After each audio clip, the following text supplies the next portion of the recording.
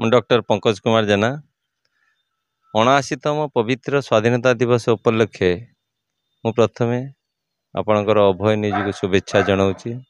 ଏତାଦୃଶ ଗୋଟେ ଭଲ କାର୍ଯ୍ୟକ୍ରମ ଅଭୟ ନ୍ୟୁଜ୍ କରିପାରୁଛି ଏବଂ ଭଲ ବାର୍ତ୍ତା ନେଇକି ଲୋକମାନଙ୍କୁ ଦଉ ମୁଁ ଆଶା କରୁଛି। ଏହି ପବିତ୍ରତମ ଅଗଷ୍ଟ 15ରେ ସ୍ୱାଧୀନତା ଦିବସରେ ମୁଁ ପ୍ରଭୁ ଶ୍ରୀ ଜଗନ୍ନାଥଙ୍କ ଠାରେ ପ୍ରାର୍ଥନା କରୁଛି ସମଗ୍ର ମାନବ ସମାଜକୁ ପ୍ରଭୁ ସୁସ୍ଥ ରଖନ୍ତୁ ଏବଂ ଭଲ ମଣିଷ ତିଆରି ହେବା ପାଇଁ ମଣିଷ ମଥାରେ ବୁଦ୍ଧି ଜୁଟାନ୍ତୁ।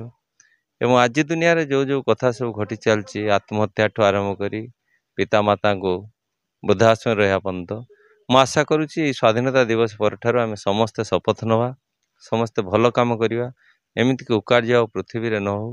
ଏବଂ ଏହି ସ୍ୱାଧୀନତା ଦିବସରେ ଆମେ କିଛି ଜିନିଷ ଶପଥ ନେବା, ଆମେ ଖାଦ୍ୟ ନଷ୍ଟ କରିବା ନାହିଁ, ଶକ୍ତି ନଷ୍ଟ କରିବା ନାହିଁ, ଜଳ ନଷ୍ଟ କରିବା ନାହିଁ, ବୃକ୍ଷ ନଷ୍ଟ କରିବା ନାହିଁ। ମୁଁ ଭାବୁଛି ଅଭୟ ନ୍ୟୁଜ୍ର ଏତାଦୃଶ କାର୍ଯ୍ୟ ନିଶ୍ଚିତ ସଫଳ ହେବ। ଏହି ଅଭୟ ନ୍ୟୁଜ୍ ମାଧ୍ୟମରେ ସାରା ଭାରତରେ ଏହି କଥା ବା ଏ ବାର୍ତ୍ତା ପ୍ରସାର ହେଉ। ଏଟଲିଷ୍ଟ ସାରା ପୃଥିବୀ, ସାରା ଭାରତ, ସାରା ଓଡ଼ିଶା, ସାରା ବାଲେଶ୍ୱର ଗ୍ରୀନମୟ ହେଉ, ଗଛରେ ଭରପୁର ହେଉ। ଜୟ ଜଗନ୍ନାଥ।